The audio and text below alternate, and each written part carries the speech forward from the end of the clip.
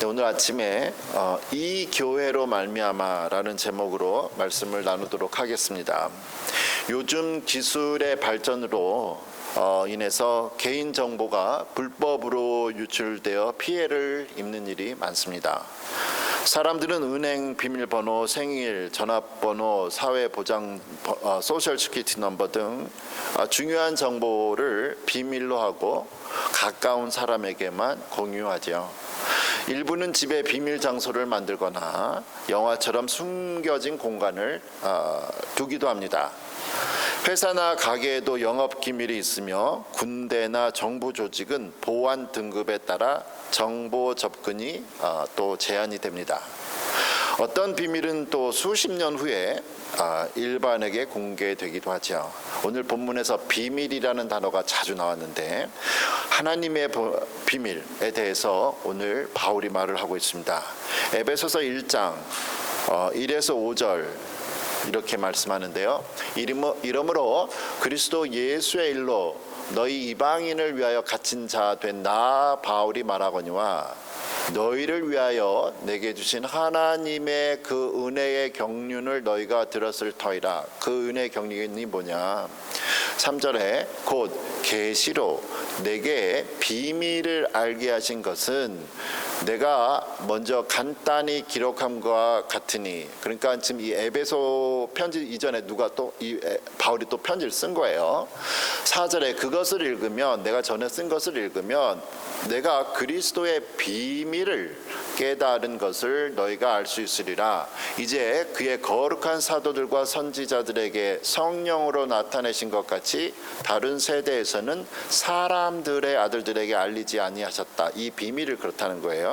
그 비밀은 뭐냐? 바로 사람들이 어떻게 하면 영원히 하나님의 나라에서 살 수 있는지에 대한 방법을 비밀로 해놨습니다. 하나님께서는 이 방법을 오직 유대인들에게만 알 수 있도록 비밀을 구약 성경에서는 유대인들에게만 율법을 통해 나타냈습니다. 그런데 유대인들이 하나님께서 주신 이 생명의 법을, 율법을 지키지 않으니까 하나님께서는 이 방법을, 이 비밀을 유대인들뿐만 아니라 모든 사람들에게 공개를 하셨습니다. 마치 특허권이나 국가의 중대한 기물이 이제 풀려가지고 모든 사람이 그 정보를 알 수 있게 된 것과 같아요. 그리고 하나님께서는 이 구원의 정보를 모든 사람에 알리시기 위해서 사용하신 방법이 뭐냐면 하나님의 아들 예수 그리스도를 통해서 그 비밀을 알려주셨습니다. 이 비밀은 5절에서 말씀하시는 것처럼 구약 성경에서는 구약 성경에서 유대인들이나 그 어떤 시대의 사람들에게도 알려지지 않은 방법이에요. 하나님께서는 이 방법을 사람들에게 알려주셨습니다. 성령의 계시인데 3절에 곧 계시로 비밀을 알게 하신 것이다 라고 얘기하죠. 하늘에 먹구름이 가득하고 폭풍우가 내릴 때 그 구름이 사라지고 하늘이 열려야 비가 멈추고 우리가 하늘의 태양을 볼 수가 있습니다. 이 계시다라는 것, 열릴 계자 한자에서도 열려서 보게 한다인데 구원의 비밀도 하나님께서 그 비밀의 문을 열어주셔야 사람이 알 수 있겠다는 거죠. 그게 계시입니다. 그런데 하나님께서 구원의 비밀을 그리스도를 통해서 알려주셨음에도 불구하고 사람들이 그리스도를 알아보지 못하고 또 이해하지 못하기 때문에 구원을 받을 수가 없었습니다. 마치 우리가 새로 나온 좋은 휴대폰을 보면 많은 기능이 있는데 사용을 못하죠. 다 기능을 모르니까. 그래서 전화하고 영화 보고 대부분 그렇다고요. 더 많은 가치가 있는데 사용하지 못합니다. 어떤 사람들은 집에 있는 귀한 보물이 있는데 그 귀한 보물이 보물인지를 모르고 가치를 몰라서 그냥 쓰레기처럼 버리기도 하고 헐값에 팔기도 해요. 안타까운 일이죠. 하나님께서는 예수님의 비밀이 사람들에게 무시당하거나 버려지지 않도록 또 다른 도움을 주셨습니다. 그게 바로 성령으로 나타나셨다라는 거예요. 구원의 비밀이 뭔지를 가르쳐주기 위해서 누가 옆에서 교사가 있어야겠죠. 선생님, 그게 바로 성령님이에요. 성령님이 하시는 것은 우리에게 알려주시는 일을 하시는 겁니다. 그래서 우리가 글을 읽을 때 모르면 답답하지요. 삶에 많은 제약이 있습니다. 그러나 뒤늦게라도 글을 배우고 읽게 되고 쓸 줄 알게 되면 세상이 밝아지잖아요. 전혀 다른 세상에 살게 되는 거예요. 환한 세상입니다. 누가 가르쳐 주니까, 배우게 되니까 그 일을 성령님이 하신다는 거예요. 하나님의 영이 우리에 대해서 영적인 것을 깨달을 수 있도록 가르쳐 주시고 구원의 길을 보여주신답니다. 이러한 이유로 우리가 성경을 읽을 때, 그리고 하나님의 뜻을 알고자 할 때, 그리고 다른 사람들이 하나님의 구원의 방법을 알게 해달라고 기도할 때, 정말 우리가 그 영혼을 위해서 또 내가 깨닫게 해달라고 하나님께 기도하는 거죠. 성령을 주십시오라고 기도하는 겁니다. 이제 이 복음이 이방인에게 전해진, 그럼 왜 이방인에게 전해졌냐? 에베소서 3장 6절에 이렇게 말합니다. 이는 이방인들이 복음으로 말미암아 그리스도 예수 안에서 함께 상속자가 되고 함께 지체가 되고 함께 약속에 참여하는 자가 됐다. 이는, 그래서 왜 이 비밀을 주셨냐? 이 비밀로 말미암아서 이방인들도, 유대인들 말고 유대인 이외의 모든 사람들도 복음으로 말미암아 영생의 복이 약속되었다는 겁니다. 이제는 유대인이 아닌 모든 사람들에게 그 길이 열렸죠. 이 사건은 유대인이 아닌 사람들의 입장에서는 정말 놀라운 사건입니다. 우리는 가끔 부유한 사람이 죽으면서 남긴 유언장이 공개되는 걸 보게 되죠. 그리고 깜짝 놀랄 때가 있어요. 그 사람이 죽으면서 자신의 재산을 자녀들에게 다 주는 게 아니라 어쩔 때는 자기 옆에서 끝까지 자기 옆에서 간병한 간병인들에게, 직원들에게 유산을 다 넘기거나 유산의 많은 부분을 남겼다는 소식을 듣습니다. 제가 아는 미국 분은 고등학교를 졸업하고 바로 작은 이 회계사 CPA 회사에서 사무원으로 평생 40년을 일했습니다. 적은 월급 받으면서 40년 조그만 회계사 사무실에서 일을 했고 거기서 이제 은퇴를 하셨어요. 주인도 같이 이제 40년 동안 늙어간 거죠. 주인하고 같이 40년을 늙어간 거예요. 이 직원이 이제 늙어서 은퇴할 때 월급을 얼마 받았는지 뻔히 아니까 회계사 주인이 자기 직원이었던 사람 월급 알고 은퇴가 보장이 안 된 거 아니까 정말 놀라운 일을 이분 주인이 했습니다. 100만 불을 그냥 준 거예요. 선물로. 은퇴할 때 쓰라.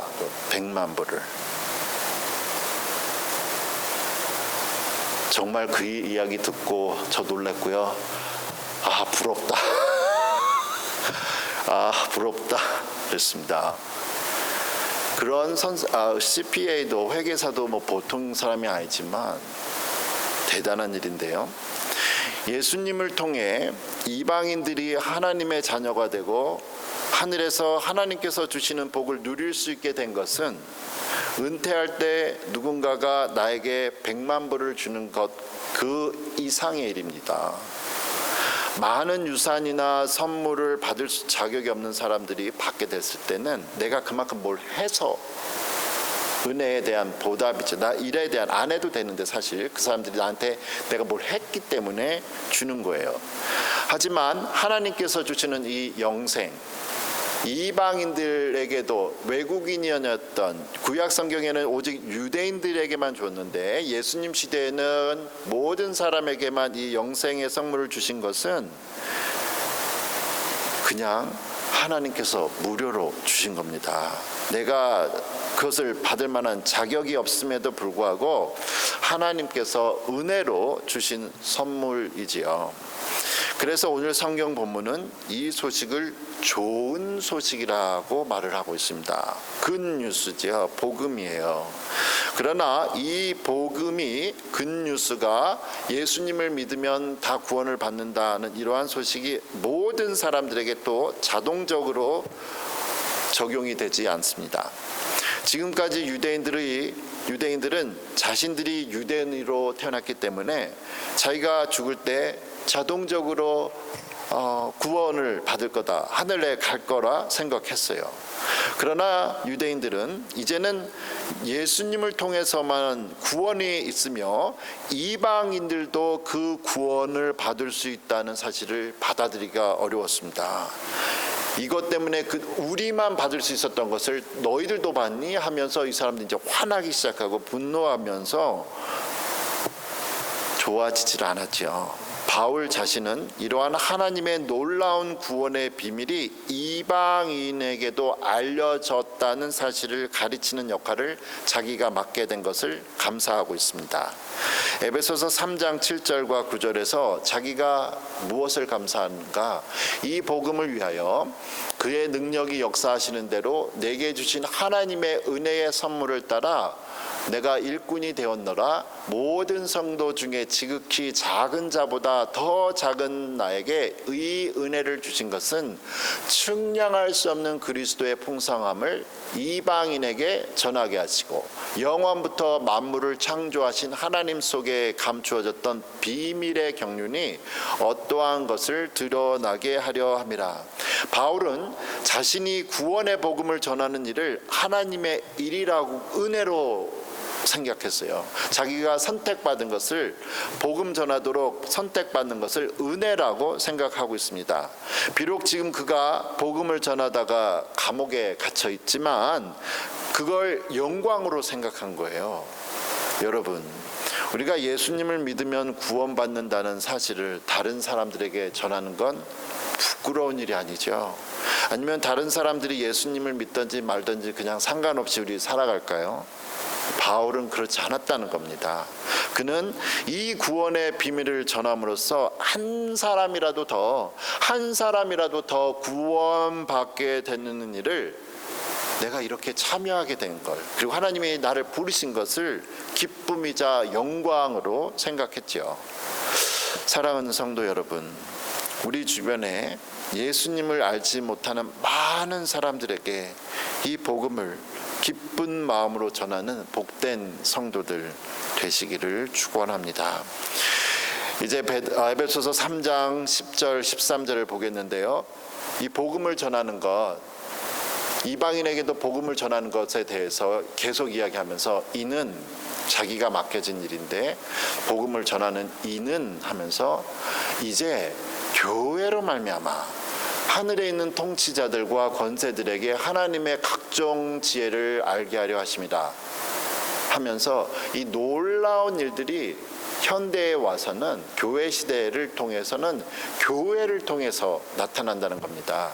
이는 했는데 영어 성경에는 His intent, 하나님의 그 계획, 목적은 뭐냐 이거예요. 하나님이 구원을 받게 하신 사람들을 부르신 이유, 교회의 목적 뭐냐? 교회로 말미암아 하나님 아버지의 놀라우신 구원의 계획들이, 그리고 우리가 하나님 안에서 은혜를 받도록, 그리고 이러한 일로 인해서 다시 한번 일어나기를 바라고 있습니다. 그게 교회의 목적이라는 거예요. 교회, 한국말로 교회라는 단어에 모든 존재가 있는데요. 한자로 되어 있죠. 두 글자, 가르칠 교자, 모임 회자가 교회잖아요. 가르치기 위해서 모인 거예요. 뭘 가르치죠? 그리스도에 대해서. 그의 복음, 예수님만 통해서 구원을 받는다는 걸 가르치기 위해서 교회가 된 거예요. 그럼 교회가 영어로는, 우리 미국에 있으니까 교회가 영어로 뭐죠? church예요. church. 그럼 church가 어떻게 해서 교회라는 단어가 됐는지를 봐야 됐잖아요. 이 교회의 root word, 그러니까 교회의 근원이 되는 영어 표현의 church는 어디서 나오냐면, 우리가 다 같이 모여서 둥글게 모이자 할 때 뭐라 그래? circle 하자 그러죠? circle. 그게에서 나온 거예요. 고대 영어의 circle에서 나온 겁니다. C-I-R-C-L-E. 근데 이제 그럼 circle은 왜 모였냐는 거예요. 교회에 다 모여서 동그랗게 모여서 예배 드리려고. 근데 왜 교회라는 단어가 circle이, 영어에서 circle이 나왔냐 이거죠. 그걸 또 계속 보면 고대 독일어에서, 이게 제가 독일어를 고등학교 때 배워서 30몇 년 전 봐서 어떻게 읽는지 까먹었어요. 근데 아마 키리카인가가 읽을 될 거예요. 키리카. 서클이 키리카예요. 그러면 고대 독일어 그 원문 성경이 최초로 이제 독일어도 번역이 됐는데, 그럼 독일어로 번역이 됐는데 이 키리카는 또 어디서 왔느냐? 이거를 보면 헬라어, 신약 성경이 사용되는 단어에 있습니다. 신약 성경에서 사용됐던 단어 키리아케이가 되는 거예요. 키리아케이는 뭐냐면 큐리오스, 퀴리아 이런 단어가 있는데, 큐리 이거는 뭐냐면 주님이란 뜻이에요. 그래서 퀴리아케는 of the Lord, 주님에 속한이란 단어가 됩니다. 이 키리가 주님이라고 했죠. 주님이라는 단어가 결국은 서클이 됐고, 서클이 이제 철치가 된 거예요. 그래서 이 키리는 우리가 살고 있는 톨리도 옆에 커크만트라는 동네에 있어요. 커크만트. 커크, K-I-R-K, 커크. 그거는 교회라는 뜻이에요. 교회. 그러니까 교회라는 건 뭐냐? 우리가 주님에게 속한 사람들이 다 모인 거예요. 왜 모였죠? 이 교회를 통해서 우리가 하나님의 구원을 계획을 알게 되어서 우리가 하나님께 속한, 예수님께 속한 사람이 되기 위해서 이러한 단어가 만들어진 겁니다. 교회는 뭐냐? of the Lord, 주님께 속한, 우리가 주님께 속한 사람이 돼야 되는 거예요. 그래서 교회를 빌딩이라는 얘기 안 하고 건물이라고 안 하고 사람이라고 말하는 게 그겁니다. 내가 하나님의 사람인가, 내가 주님께 속한 사람인가, 교회가 우리가 한면약 장로교회로 모였는데 우리 안에 주님이 계시는가입니다. 그 가르침이 내 안에 있는가, 내가 그리스도를 배우고 있는가, 교회 안에서 그리스도가 가르쳐지고 있는가이죠. 이 교회를 통해서만, 그리스도의 이 핏값으로 세워진 이 교회를 통해서만 이 세상에 구원의 계획이 이루어지고, 이 세상의 유일한 소망이 바로 교회입니다. 요즘 미국에서는 이민 와서 시민권을 얻는 사람들이, 사실 저도 미국 시민권자지만 되게 스트레스 받아요. 누가 갑자기 나타나서 저 잡아갈까 봐 정말 스트레스 받습니다. 그래서 운전면허증에 그거 별 표시 있는 거, 패스포트로처럼 살 수 있는 거, 나 시민권자다, 이거 꼭 갖고 다니고 싶죠. 불안해요. 언제 미국 이민국 사람이 나타나가지고 잡혀갈지도 모르니까 정말 불안하게 살아가는데요. 그렇다면 하나님의 시민권이 없는 사람들은 이 세상의 삶을 마친 후에 얼마나 불안할까요?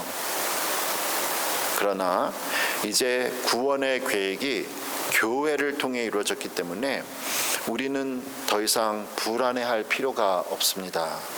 그렇기 때문에 에베소서 3장 12절에서 말씀하신 것처럼 우리가 하나님을 믿음으로 말미암아 더 담대히 하나님 앞에 나아갈 수 있지요. 그랬기 때문에 오늘 성경 본문 마지막에서 바울이 하는 말이, 너희를 위한 나의 여러 환난에 대하여서 낙심하지 마라, 이는 너희에 대한 영광이다 라고 말을 하고 있습니다. 왜냐하면 우리가 당하는, 그리스도를 전하기 위해서 교회 사역에 있어서, 말씀 사역에 있어서 전도하면서 당하는 모든 일들이 결국엔 우리에게 훈장으로 돌아올 거라는 거죠. 제가 좋아하는 영어 표현 하나를 소개하겠습니다. It is better to wear out than to rust out. wear out은 뭐예요? 피곤하다, 지친다, 확 이제 닳아 없어지는 거죠. rust out, 녹슬어서 없어지는 거예요. It's better to wear out than to rust out. 녹슬어서 없어지느니 닳아서 없어지는 것이 낫다라는 뜻이에요. 집에 우리가 소중한 칼이 있다고 생각해봐요. 소중한 칼이 있어요. 너무 귀해요. 그걸 잘 보관한다고 보관해놨어요. 근데 시간이 지나면서 쇳덩어리니까 녹슬겠죠. 녹슬어서 칼의 기능을 못해서 없어지느니 차라리 그냥 칼 원래 목적 칼 썰어서 요리하는 거니까 칼 썰어서 요리해서 사람들 다 봉사해서 그러다 보면 닳고 닳아서 없어지겠다라는 겁니다. 그게 더 칼의 목적에 맞지 않겠어요? 우리는 하나님을 예배하기 위해 교회에 모였습니다. 어차피 한 번뿐인 우리의 삶 속에서 교회의 목적인 그리스도를 통한 가르침을 전하는 일에 우리 모두가 내가 가지고 있는 자원과 재원 그리고 재능을 사용해서 단 한 사람이라도 더 구원받는 일에 우리가 귀하게 사용되기를 축원합니다. 아멘.